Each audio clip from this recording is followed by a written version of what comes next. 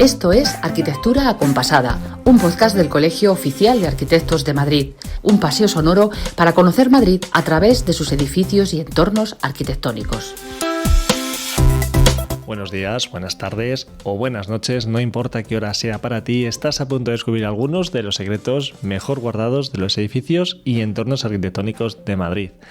Bienvenidas, bienvenidos todos al episodio número 126 de Arquitectura Acompasada. ¿Tú te acuerdas, María Paredes, lo que me costaba a mí al principio acordarme de esta frase y ahora me sale tan natural? Te costaba, la verdad es que ya no puedo ni pensar en que te costase porque no la lees. Estamos Antes siempre sí, mirándonos y haciendo la broma. Sí, pues me costaba hasta que la he interiorizado y ahora me sale, vamos, la cuento hasta en lugar de ovejas, yo hago la introducción para dormir. Y ahora además es que no te vas a olvidar en la vida, tendrás 80 años y sabes que diremos buenos días, buenas tardes o buenas noches. Así es, que esto no cambia nunca. Estamos saliendo al aire un 5 de marzo. Estrenamos mes. María, ¿qué pasará?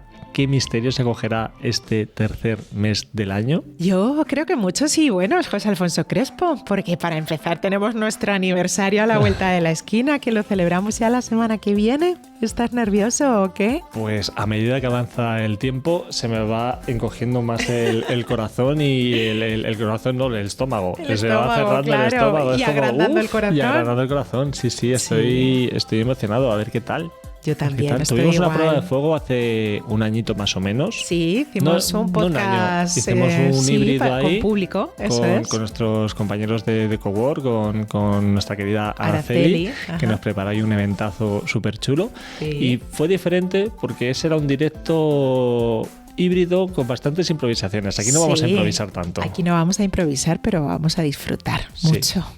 Si repetimos la experiencia y salió también como en el co-living que hicimos con Cowork, yo creo que va a salir todo sobre ruedas. Yo estoy convencida de que va a ser así, aunque te confieso que yo también estoy un poquito nerviosa, un poquito solo, porque sobre todo lo que tengo es muchísimas ganas de que llegue ya y de que nos lo pasemos en grande celebrando estos 3 años bonitos, porque mira que han sido bonitos, José, qué pasada. Muy bonitos y han volado. Han volado. Y cuánto hemos aprendido, cuánto hemos recorrido y cuánto hemos reído. Y lo que nos queda, que celebramos este tercer aniversario porque nos apetece compartir con vosotros parte de este camino, pero nosotros vamos a seguir incansables descubriendo los secretos de los edificios y entornos arquitectónicos de Madrid, si así lo queréis vosotros, claro está. Espero que lo quieran y nos sigan acompañando. Y hablando de acompañar, ¿qué secreto de qué edificio nos traes hoy para comenzar este marzo?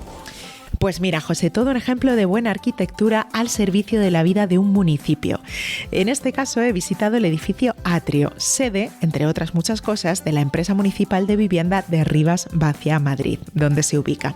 Es un proyecto de los arquitectos Viviana Ulanowski y de Norberto Beirac y fue seleccionado por el ICEX y el CESCAE para representar a España en el Sustainable Building 2008 en Melbourne, Australia, como ejemplo de arquitectura sostenible. ¿Cómo te quedas? Pues me quedo encantado y muy sorprendido porque esos son los edificios que lo aunan todo, favorecen la vida pública y encima de un modo sostenible, que es una de las grandes aspiraciones de la arquitectura hoy en día, como hablábamos en el episodio anterior. Así que no me voy a enrollar mucho más, estoy deseando escucharlo. Y a ti no te voy a hacer esperar jamás, así que palabras mágicas dentro Report.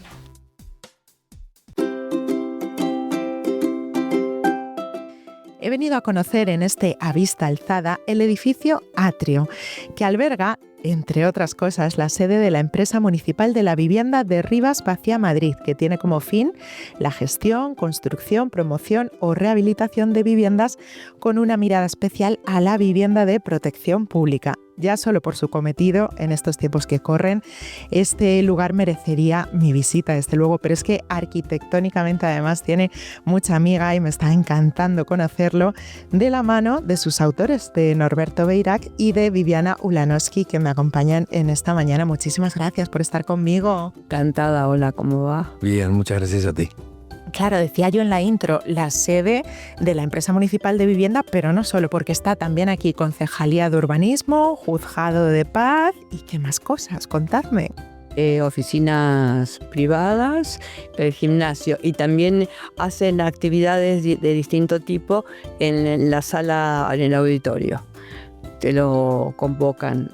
Ahora va a haber creo que un festival de humor. Qué bueno. Vamos a contarles a nuestros oyentes, en primer lugar, si os parece, por qué se llama atrio. Es muy importante la definición y define al edificio como tal, ¿verdad? Sí, se llama atrio porque el corazón del edificio es un atrio. Son dos bloques paralelos de multiuso, o sea, multiuso no, básicamente de uso de oficinas o algunos complementarios que están en paralelo. En el centro hay un atrio que recorre el edificio en todas las plantas sobre rasante. Y entonces ese atrio sirve para dos motivos. Uno es para brindar iluminación a las oficinas que no dan hacia el exterior, propiamente dicho, sino hacia el interior, o sea, hacia el atrio.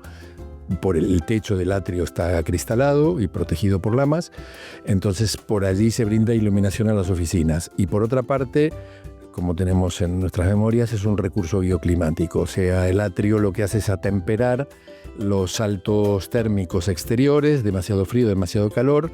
Tenemos, por supuesto, climatización. Entre la climatización y las lamas, el atrio actúa como regulador, el atrio. Y es un espacio de llegada, de encuentro, es como un patio, como un ágora, un patio interior. Y por eso se llama atrio. Que articula la muchísima vida que acoge este edificio. Y hablando de vida, nada más llegar, fijaos que hoy hemos venido en un día nublado y da gusto porque el día está gris, pero la fachada es de vidrios de todos los colores, Viviana, que es que aporta una luminosidad y una alegría que falta nos hace en este invierno madrileño. Sí, los colores están inspirados en los atardeceres madrileños. Son los colores morados, azules, celestes, que en esa época la verdad que nos interesaba mucho. Los vidrios están lacados al horno. En general lo que se hace es se ponen dos vidrios con una lama tipo Pantone entre ellos, pero esa se va deteriorando. Entonces nosotros queríamos que no haya ningún problema, porque estos vidrios van a estar, dentro de 100 años van a seguir igual. Me encanta la idea del atardecer madrileño. La verdad es que tanto Viviana como Norberto dejaron su impronta aquí en Rivas Vacia Madrid, porque además de este edificio atrio que hoy estamos conociendo, hicisteis muchísimos colegios, ¿no? También. Sí, fue una época muy grata para nosotros de trabajo. Tuvimos la oportunidad de estábamos especializados, entre comillas, en arquitectura educativa y pudimos hacer unos cuantos colegios y centros de otro tipo, de educación para adultos, centros de difusión de la naturaleza, son centros de recursos ambientales, o sea que tuvimos una época muy grata de trabajo. Hace 22 años de este edificio, por lo que me habéis dicho, y hacía tiempo que no veníais a visitarlo.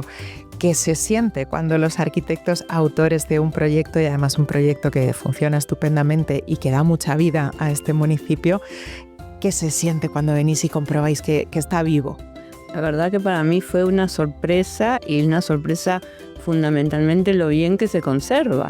Es decir, después de 22 años la fachada está impecable, como si se hubiera construido ayer. Y el interior también, porque todo el revestimiento de madera es de alta calidad también en ese momento. O sea, cuando hicimos el edificio pensamos siempre en la proyección de futuro. O sea, como en general los edificios no se mantienen, entonces ya desde el inicio tienes que plantearte que funcionen. Y así fue.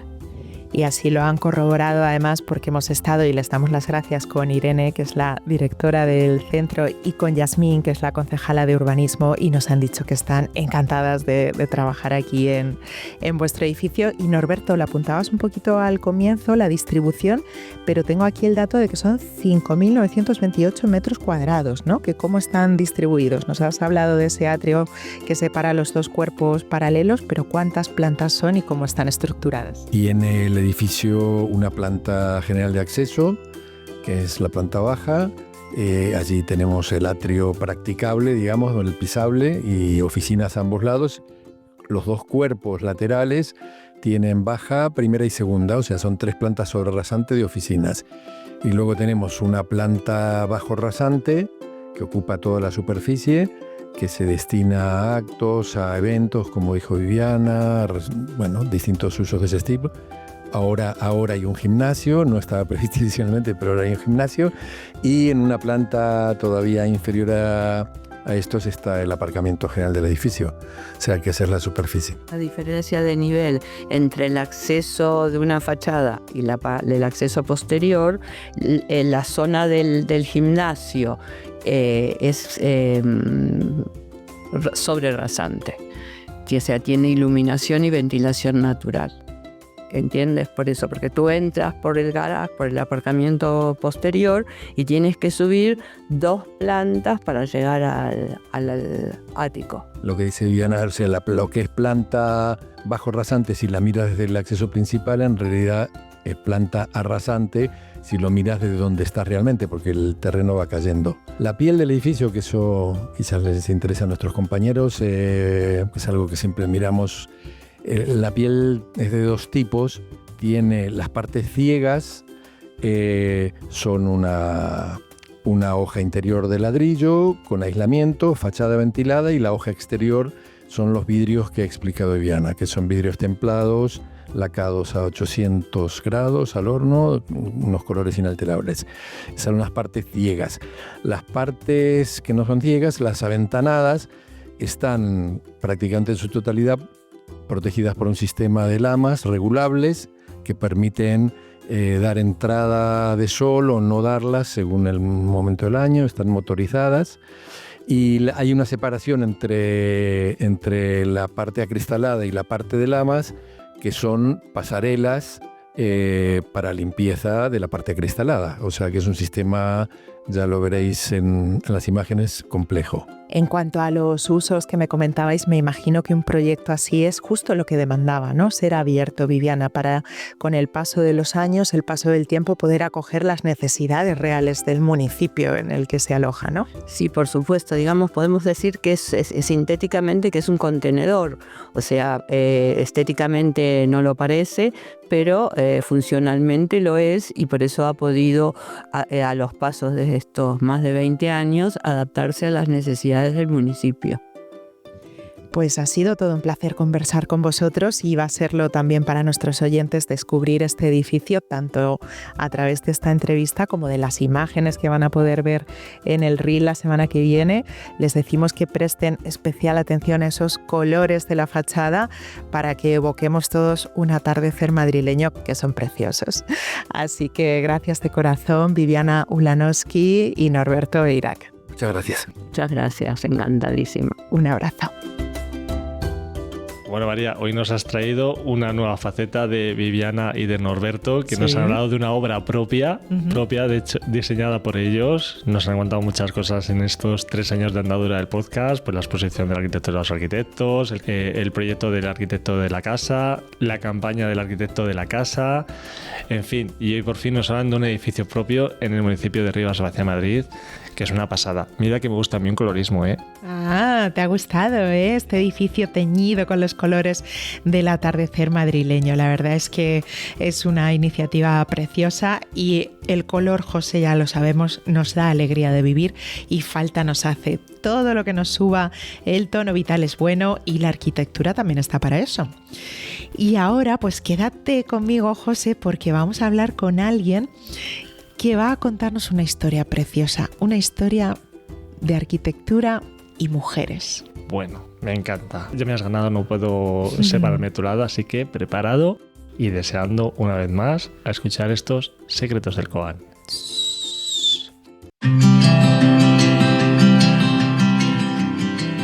Bueno, hoy estamos muy felices porque hemos conseguido que por fin tengamos esta conversación. Llevábamos un tiempo detrás de ella. Os voy a presentar a 2 mujeres muy especiales. A una ya la conocéis, ella es Eva Hurtado, que ha estado con nosotros, yo creo que más de 2 veces por lo menos, ¿no, Yo Eva? creo que sí, que 3 por lo menos. Ella es, como sabéis, la comisaria del ciclo Arquitectas, que ya terminó, pero siempre se nos quedó la cuenta pendiente de hablar con algunas de las mujeres que habían pasado por ese ciclo, y en este caso vamos a hablar con una de las hijas de una de las protagonistas de este ciclo, que viene a contarnos maravillas de su madre. Ella es María Arana Aroca, hija de María Aroca, una de las arquitectas, como digo, protagonistas de este ciclo. Muchísimas gracias por venir, María. No, gracias a ti por invitarme y dar la ocasión de hablar de todas estas mujeres que nos abrieron camino, a las que hemos venido detrás. Eso es. Nos encantó cuando tuvimos la primera conversación contigo, Eva, nos encantó asistir a todas esas sesiones estupendas. Vamos a refrescarles la memoria a nuestros oyentes. Se trató de un ciclo muy especial en el que se dieron a conocer a las pioneras, de alguna manera, de la arquitectura madrileña, mujeres valientes, tenaces, como decía María, y talentosas, que empezaron la carrera siendo minoría absoluta en un tiempo muy difícil, ¿no, Eva? Absoluta, desde luego. Pues mira, la primera arquitecta, recordamos, que se titula en el año 1936, a las puertas de la Guerra Civil, y efectivamente hasta 1960 solo se titulan 10 arquitectas en total. En realidad, si somos estrictos, además fueron 8, porque 2 más empezaron y no llegaron a terminar del todo. Así es que en todos esos años, hasta 1960, son una minoría espectacular en España, y sin embargo en la década siguiente, entre el 60 y el 70, empieza ya a despegar un poco el número de mujeres que se titulan, hasta el punto de que son ya más de 70, solo en esa década. Consideramos realmente pioneras a todas ellas, desde la primera en el 36 hasta casi la transición española, podemos decir el principio de los 70, porque realmente fueron pioneras. Siguieron siendo súper minoritarias, siguieron haciendo un esfuerzo impresionante por integrarse en la profesión y siguen siendo mujeres excepcionales. ¿Qué es lo que queremos? No solo investigar y encontrar sus datos y su trabajo, sino organizar una base de datos contrastada para que esté disponible para todas las nuevas generaciones. Claro, eso es, porque el ciclo terminó, pero el trabajo no termina. Eva sigue incesantemente recopilando todos estos datos, hablando con todos los familiares, ¿verdad?, para complementar esa base de datos. Contrastando datos, publicaciones, proyectos, contando con ellas mismas en muchos casos y sus familiares. Es un disfrute espectacular, es un privilegio hacer esto, y ahí estamos, sí, un grupo de personas grande, ¿eh? Yo soy cabeza en este momento, pero para nada, somos un equipo. Pues como decía, tenemos la suerte inmensa de que haya venido con nosotros María Arana a hablarnos de su madre, María Aroca, que vamos a decir que está viva, vive tu madre todavía, tiene 85 años, me has dicho. Sí, o sea, mi madre vive, lo que pasa es que tiene un deterioro cognitivo bastante severo, entonces yo estoy aquí, pues casi todo lo que os voy a contar son cosas que ella nos ha contado, porque como te decía, mi madre ha sido siempre una cuentista, todo lo transformaba en cuentos, lo que vivía de pequeña, lo que había vivido en la escuela, lo que vivía en las obras, lo que le pasaba en el día a día, todo eran cuentos para ella que nos contaba en casa. Entonces, pues de alguna manera eso es lo que yo os puedo transmitir aquí. Una arquitecta muy artista en este caso. ¿Cuándo empieza ella la carrera y por qué? Yo sé un dato, no sé si es así, que no tiene estrictamente que ver con la arquitectura, aunque también por supuesto, pero con una película, ¿no? Pues sí, mira, mi madre empieza en el año 60. Mi madre es la tercera de 6 hermanos. Todos sus hermanos son varones, cosa que yo creo que marcó. O sea, ella siempre estuvo en un mundo de hombres. O sea, no solo ejerciendo como arquitecta. Bueno, ella siempre habría dicho como arquitecto, no le gustaba nada lo de arquitecta, ¿verdad? ¿No? Pero ella siempre se movió en un mundo de varones. Y ella, claro, su segundo hermano, Ricardo Aroca, que también es arquitecto, y todo el mundo siempre le decía, claro, tú has estudiado arquitectura por seguir a tu hermano que estudiaba arquitectura, tiene 2 años más que ella. Y ella siempre decía, no, yo quería ser arquitecto antes que él. Cuando vi la película Con la muerte en los talones, me enamoré de la casa del malo.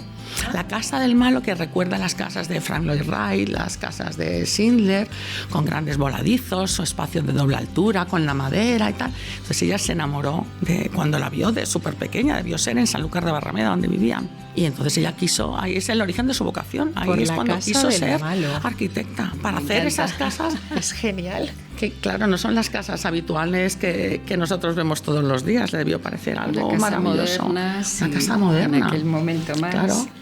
Pero fíjate qué curioso, ¿no?, que ella tenía esa predisposición y ese amor innato hacia la arquitectura, porque cada uno nos fijamos en una cosa. A mí, por ejemplo, como me encanta la literatura, si veo una película estoy pensando en la trama, y ella lo que reparó fue en la estética y en esa arquitectura de la casa del malo. Es curiosísimo. Y a partir de ahí ya lo tenía dentro, ese amor por la arquitectura, y decide, contra viento y marea, como decíamos, estudiar la carrera. O sea, contra viento y marea hasta cierto punto. Socialmente, me refiero. Sí, socialmente sí, o sea, socialmente porque las mujeres eran una minoría en ese momento. Mi madre tenía, cuando empieza la carrera, tiene 2 compañeras, que son Pilar Ferrandiz, Pilar Ferichola, después se les une Carmen Pérez Echeverría, que se une más tarde y de hecho ni siquiera llega a terminar la carrera, no llega a hacer el fin de carrera nunca, es decir, que son 3 las que comienzan y hacen toda la carrera juntas, que son efectivamente una minoría. Pero ella tiene un respaldo familiar importante. O sea, mi madre pertenece a una familia murciana, aunque ella se crió en Sanlúcar de Barrameda, y en esa familia era de burguesía profesional, es decir, por un lado estaban acostumbrados a los profesionales y por otro lado las mujeres siempre habían estado formadas, aunque no hubieran sido universitarias. Mi abuela antes de la guerra había empezado filosofía y letras en Murcia, aunque no terminara. Su madre, antes de la guerra. Antes de la guerra, claro.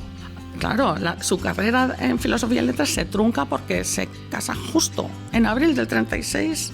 Justo. O sea, vamos, en el poquito momento. Antes de que empezaran los bombardeos. Eso es. Su madre era una persona formada. Ya la abuela de mi abuela, como os contaba, siempre se hacía fotos leyendo o escribiendo porque estaba muy orgullosa de leer y escribir. Entonces, aunque no fueran profesionales, no se hubieran formado, sí tenían esa cultura, eran mujeres cultas y con capacidad de decisión, se movían socialmente también. Que eso es algo muy común, ¿no, Eva? A todas las arquitectas de aquel momento. Sí, la verdad que esa es una característica común porque es lo que explica de alguna manera que arrancaran a estudiar y sobre todo en la universidad y sobre todo en una carrera técnica que era muy larga y muy complicada. El preparatorio era complicadísimo, lo tenían que preparar desde años antes, entonces si no tenían apoyo familiar, casi todas en esos años se tienen que trasladar a Madrid además de otras ciudades, lo cual ya implica para una mujer vivir en Madrid y organizarse una vida que no era nada fácil, que es que como eran tan poquitas, tenían que tener ese apoyo y esa decisión familiar. En todos los casos hay alguna razón familiar, en algún caso empieza en oposición, pero termina siendo de apoyo y forma parte de estos datos que explican cosas y que nos parecen tan interesantes, como el hecho que tú contabas, María, de que su madre la apoyaba tanto que la hacía estudiar en verano. Cuéntanos eso. ¿Ah, sí? Mira, mi madre se crió en Sanlúcar de Barrameda. En Sanlúcar en ese momento, y esto te lo cuento como los cuentos que nos contaba ella, ¿no? Para los chicos había un instituto que era bastante bueno, pero para las chicas había un colegio de monjas. Y además en Sanlúcar la enseñanza no era oficial, se tenían que ir a examinar a Jerez al final del curso. Ni siquiera existía una enseñanza oficial. Les formaban, pero no. Y entonces mi madre, que iba ya al colegio de monjas, mi abuela llegó al acuerdo con las monjas de que las monjas le ponían los deberes. Pero los deberes se los corregía mi abuela. Sobre todo los de la madre ortográfica, que escribía y corregía tal como sonaba en andaluz de Sanlúcar. Y entonces mi abuela, todo el curso estaba encima. Y luego además, claro, no las preparaban a estas chicas para examinarse en Jerez, porque total daba igual, con que subieran leer y escribir y poco más, daba lo mismo. Entonces mi abuela sacaba a mi madre del colegio un par de meses antes de que acabaran las clases en verano. Ella le daba clases en casa. Y entonces, cuando acababa el curso, se iba a examinar a Jerez junto con todos los chicos. Fíjate qué bonito, o sea, partió de esa iniciativa absolutamente particular, en este caso de tu abuela, para que se formara debidamente. Claro. Esa es la excepción. Es la excepción, el absoluta. Apoyo y la tenacidad y el esfuerzo, ¿no? Bueno, llegan a Madrid, acaba la carrera felizmente. Y yo quiero saber qué tal la carrera, qué recuerdos tiene de la carrera, de esos años. La carrera, estaría bien que hubiera gente que nos contara cómo era en esa época, porque debía ser muy distinto, por supuesto, a lo de ahora, pero incluso a lo que cuando yo estudié en la segunda década, yo empecé en el 86, la carrera, ¿no? Tenemos que aclarar que es también arquitecta, ¿no? María. Era una carrera en la que los grupos eran muy pequeños, había un solo grupo de alumnos, hacía muchos viajes. Como curiosidad te diré que, por ejemplo, mi madre cuando hacía viajes, si no iba ninguna de las compañeras, mis abuelos mandaban una de las primas de mi madre de carabina. Es que era muy habitual, efectivamente. O sea, todos los gremios, fíjate, yo recuerdo una película, perdona la interrupción, sobre una periodista que tenía, no recuerdo el título, pero me impactó porque claro, es mi profesión, pues la periodista tenía que ir a cubrir los sucesos con una carabina también. Estaba ya ejerciendo como profesional, pero oye, no vayas sola con la carabina. Claro, es que hoy es impensable todo eso, ¿no? Y entonces, en la carrera, en ese momento se sentaban por orden alfabético, cosa que parece hoy en día que es una tontería, pero ese es el destino. Porque claro, mi madre, que se apellidaba Roca, se sentaba al lado de Sebas Araujo, el siguiente era José Luis Arana, y José Luis Arana llegó a ser mi padre. O sea, se conocieron, se hicieron novios en la carrera, y desde entonces trabajaron juntos y bueno, pues la familia esta de un montón de hijos pues fue el origen gracias al orden alfabético. Estaban predestinados alfabéticamente hablando. Sí, podía haber elegido entre Araujo y mi padre, pues eligió a mi padre, que era el siguiente. Y Araujo es buen amigo además también, sí, ¿no? De la familia. Poco, pero ha sido buen amigo. Ha sido buen amigo. Qué maravilla, sí, qué recuerdos. Sí. Entonces termina la carrera ennoviada con tu padre y a partir de ahí se dedica principalmente a los concursos. Ha estado muy vinculada a los concursos. Bueno, ellos de hecho ganan un concurso cuando están en tercero, mis padres. Ah, ya, incluso estando en tercero. Sí. Eso debió ser como un boom en el momento. El Ayuntamiento de Málaga convocó un concurso que era el Monumento al Turista. Ajá. Y entonces lo ganan mis padres, que en ese momento están en tercero, en el año 64. Y bueno, por supuesto, tenemos guardado en el álbum de la familia. Claro, hoy en día ganas un concurso y entre los arquitectos todos nos ponemos muy contentos, pero casi nadie más se entera de nada. Pero en ese momento, pues mi padre, que es de Llodio, pues recibió una carta del Ayuntamiento de Llodio dándole la enhorabuena. En Murcia lo recogieron, a mi madre le dieron un laurel de Murcia, que eran unos premios que acaba de crear la Asociación de Prensa de Murcia, como era, pues no sé si la categoría era Jóvenes Promesas o algo así. Le dedicaron un chiste en La Verdad de Murcia también, en el que estaba mi madre con su abuela, doña Ana Codorniu. Entonces su abuela le decía: ay, hija, en mi época, cuando una mujer se la relacionaba con el laurel, era por algo de cocina, no era por un premio. Oye, qué chiste más bonito, porque el sustrato es precioso, ¿eh? Publicado, sí, con muchas fotos además, sí, estuvo en los periódicos, claro, era una noticia. Claro, fue un auténtico bombazo en ese momento. Y yo creo que ahí les entró ya el gusanillo por los concursos, y casi toda su carrera profesional, por supuesto, tuvieron algunos encargos privados, pero casi todo se movió a través de concursos.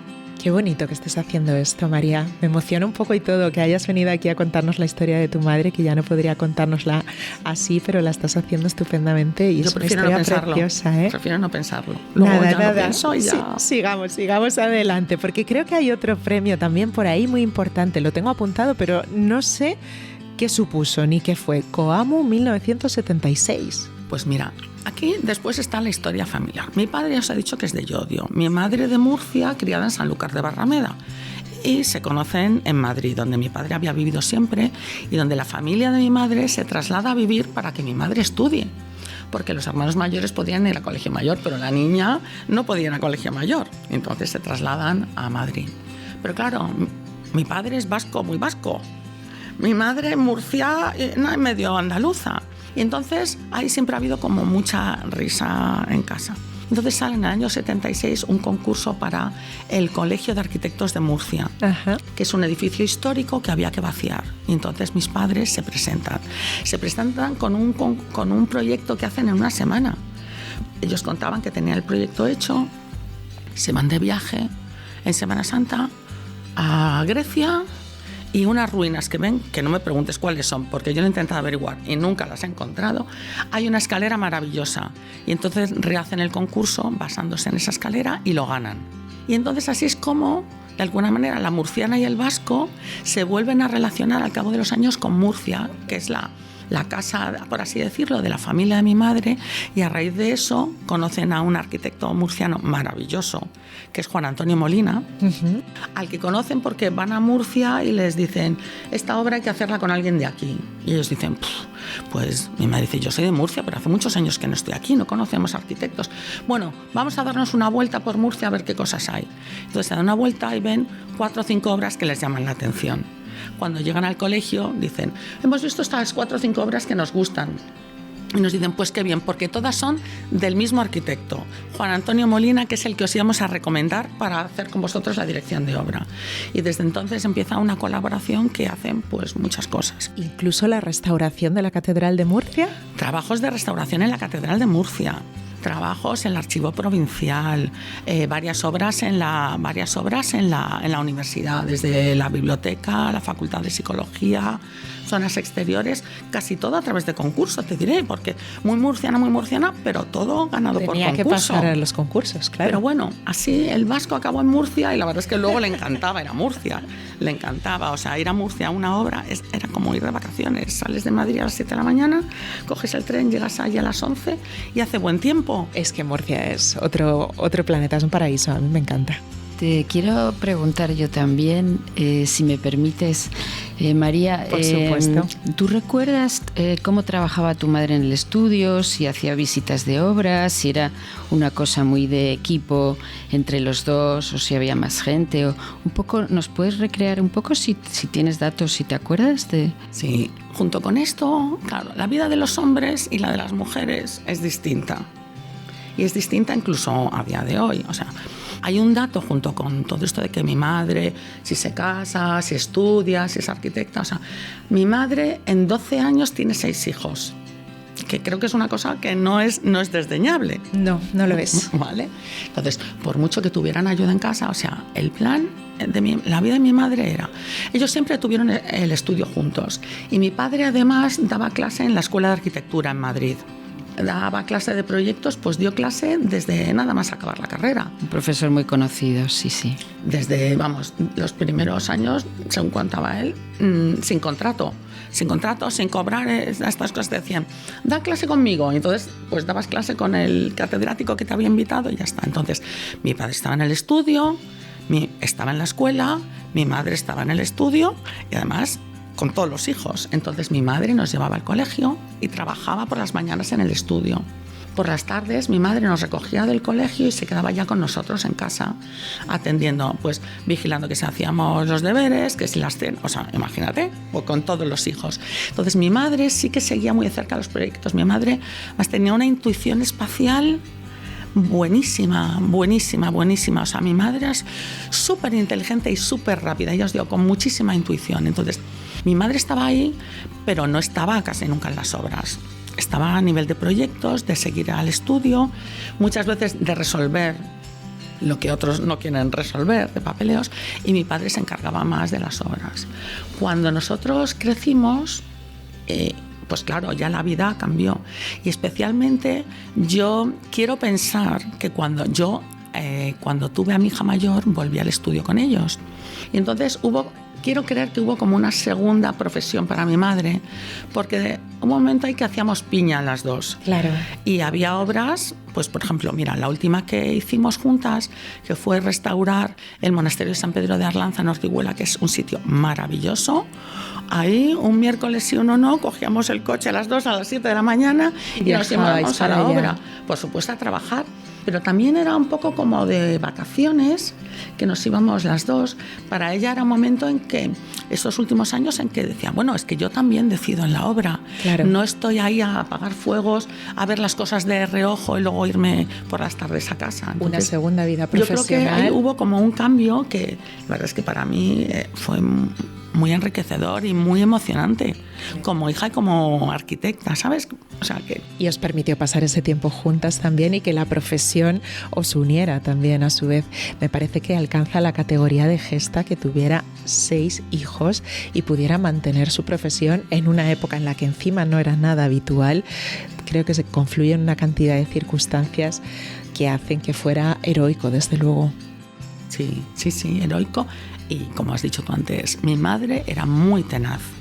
O sea, yo no sé de dónde venía esa tenacidad, ¿no? A alguno de los nietos se la ha pasado. Pero no solo era inteligente, sino que también era... O sea, cuando ella quería algo, iba... O sea, no pensaba que hubiera algo que no pudiera hacer.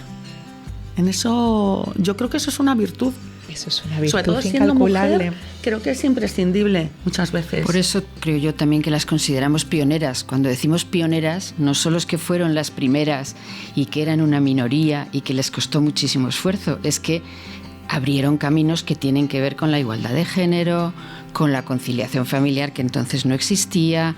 Hay muchos datos que me encanta que hayas sacado, como este, ¿no?, de los 6 hijos, que también vemos que se repiten en la mayoría de las primeras arquitectas, que por supuesto no dejan de tener familias numerosas y que parece que es muy fácil y que no lo resolvían, lo compaginaban. Fácil en absoluto, eso las convierte de algún modo en heroínas de la arquitectura, ¿no?, que es una expresión y un término muy utilizado y muy apropiado, ¿no?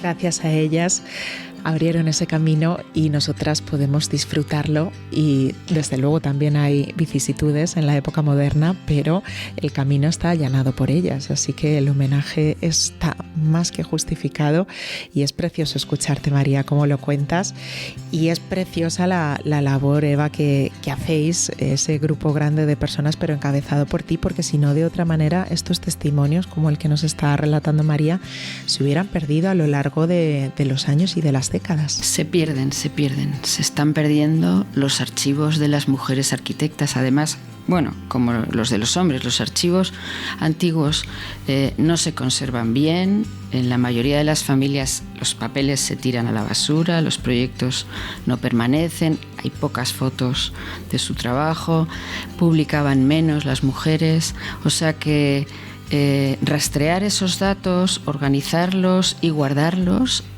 es fundamental. Esto se está haciendo en general en la sociedad, en otras profesiones también, pero este empeño que nos gusta tanto hacer es necesario además, creo yo. Sí, o sea, yo eso os lo agradezco infinito. Además, claro, de hecho ahora es considerado patrimonio inmaterial, o sea, ya se le ha puesto nombre. O sea, yo creo que está muy bien cuando se pone nombre a algo. Exacto. Ya se puede hablar, se puede recuperar y se puede hacer como una carpeta. Eso es. O sea, ya hay carpeta para las memorias, ya no son solo la memoria que se pierde, las autobiografías, los cuentos de viejas, no, el patrimonio inmaterial, hay que preservarlo. Entonces yo creo que es una labor estupenda la que estáis haciendo. Y la que estáis haciendo gente como tú también, que Eso estás es. generosamente Contando la historia de tu madre y contándola además con esta emoción y con esta verdad. Por nuestra parte, desde Arquitectura Acompasada, muy honrados de ser un archivo más a partir de este momento de la publicación de esta entrevista en esa carpeta que ya se ha creado, como bien dices, ese patrimonio inmaterial. Así que solo puedo agradeceros, pero de corazón, porque además este tema me toca especialmente y me emociona, a ambas, a Eva Hurtado y a María Arana Aroca, que hayáis venido aquí a contarnos esto y con esta verdad y con esta gracia además que lo has hecho, que decías que tu madre la tiene, pues tú también la tienes, María. Mil gracias a ti por la ocasión, mil gracias a ti, mil gracias a Eva por toda la labor que está haciendo, por contactar conmigo, de verdad, o sea, mil gracias en mi nombre y en nombre, por supuesto, de mi madre y de mis hermanos. A los que les mandamos un beso muy grande también desde aquí. Por supuesto, a toda la familia. Muchas gracias. A vosotras, un abrazo enorme. Si te digo que me he emocionado muchísimo escuchando a nuestras invitadas de Los Secretos, me quedo corto. Te creo, José, porque aquí estábamos las tres igual. Estábamos Eva, María y yo con la lágrima. Esto nos toca especialmente. Vaya ejemplo tan bonito el de la madre de María, María también. Y qué bien nos lo ha contado, así que normal. Qué bonito cuando hablan así de bien de ti y te ponen esa voz. ¿Verdad? Y es que además que he merecido ese homenaje a María y a toda la familia, a la que desde aquí le mandamos un besazo enorme. Qué grande terminar así el episodio 126, querida María. En una semana te veo ya en nuestro salón de actos de la Planta Jardín, ¿no? Sí, bueno, me verás antes seguro, pero es verdad que en una semana nos damos cita también sobre el estrado del salón de actos para grabar en directo para todos vosotros este episodio especial. ¿Cómo van las inscripciones, José? Pues van viento en popa, como no podía ser de otra forma, porque tenemos una cohorte de seguidores que son fieles semana a semana al podcast de los arquitectos de Madrid, con lo cual van estupendamente. rápidamente. Nos quedan muy poquitas, por muy no decir que poquitas, estamos, ¿verdad? Que estamos ya en ahí. lista de espera. Oye, pues nada, toda una alegría, José, de verdad es precioso de momento, y para que no se nos haga larga la espera hasta entonces, a la que tenemos ya por aquí es a nuestra súper rastreadora, que ha elegido un montón de planazos con los que pasar la semana rápido hasta que llegue nuestro eventazo. Así que, como siempre, vamos a dejarle ya el micro con mucho humor y nosotros os decimos eso de... Hasta la semana que viene, que nos vamos de celebración. José María, Verónica, ya sí que sí, empezamos la cuenta atrás para el viernes 13 de marzo. Yo también me uno a esos nervios que van creciendo a medida que se aproxima la fecha, ¿eh? Pero no pasa nada porque son nervios de los buenos, de los bonitos, por todo lo que vamos a disfrutar el viernes 13. Y para calmar estos nervios antes de la gran cita, os he traído estos planes para relajarnos un poquito los próximos 7 días. Empezamos con una propuesta diferente para celebrar el Día Internacional de la Mujer este domingo 8 de marzo. Se trata de la ruta temática que organizan los Servicios Funerarios de Madrid, que lleva por título Mujeres Singulares. Transcurre por el cementerio de la Almudena y el objetivo es visibilizar la huella de mujeres que forman parte de la historia social y cultural del país y cuyos restos descansan en el citado Camposanto. Por ejemplo, vamos a poder acercarnos a la trayectoria de Fermina Oliva, superviviente del Titanic, a Blanca Sánchez Berciano, gestora cultural vinculada a la movida madrileña, María Moliner, la autora del influyente diccionario de uso del español, la pintora surrealista Maruja Mayo y la deportista Lili Álvarez, pionera del deporte femenino en España. Estas visitas se celebrarán el sábado 7 y el domingo 8 de marzo. Para apuntarse hay que reservar entrada en la plataforma eventos.sfmadrid.es. Coincidiendo con la famosa Feria Arco, durante toda esta semana Madrid está celebrando la Semana del Arte con ferias, exposiciones y cine en espacios tan emblemáticos como Matadero, Centro y la Galería de Cristal de Cibeles. Por ejemplo, en este último espacio, en el Palacio de Cibeles, se celebra Art Madrid, feria en la que se dan cita 35 galerías en un entorno espectacular y que mostrarán una panorámica del arte contemporáneo que incluye desde técnicas tradicionales hasta obras que utilizan las últimas tecnologías. En Matadero vamos a poder disfrutar hasta el domingo día 8 de la Feria Internacional de Nuevo Arte Contemporáneo, que en su 10º aniversario estrena nuevo nombre, Can Art Fair Madrid, antes conocida como Urbanity Art Fair. Esta propuesta, que se celebra desde el jueves 5 hasta el domingo 8 de marzo, busca dar visibilidad a más de 50 galerías. Y no nos vamos de Matadero, porque en la nave cero, la artista Mónica Mais presenta Pulgar, una intervención site-specific dentro del programa Abierto por Obras. La obra va a poder visitarse hasta el 24 de mayo y reúne esculturas que conectan memoria, combustión y cuerpo a través de ensamblajes que dialogan con la arquitectura de la antigua cámara frigorífica.